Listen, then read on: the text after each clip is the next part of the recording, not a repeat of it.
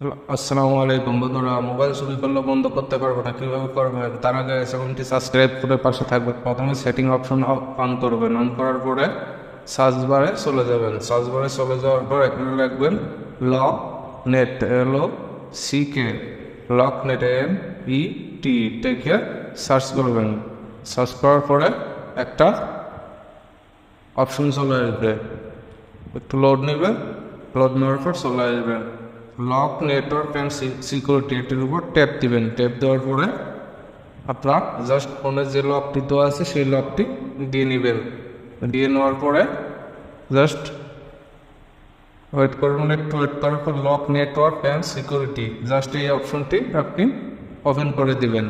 Open করে দিলে আমাদের কাজ শেষ হয়ে যাবে। আসলে লক নেট হয়েছে কি না এটি দেখার জন্য অথবা পাওয়ার বাটনে ট্যাপ দিয়ে সেটটি লক করে নেবে। তারপরে আমি নোটিফিকেশন বারটি টান দিব। টান দেওয়ার পর দেখেন আমার ফোনটি এখন ফ্লাই মোড করতে যাচ্ছে, হচ্ছে না। এখন লক না করলে ফ্লাই মোড ঠিক হবে না, আবার বন্ধ করতে চাইলে তা হবে না। আমি একটি ভিডিও করে দেখাচ্ছি আসলে হয়েছে কি না।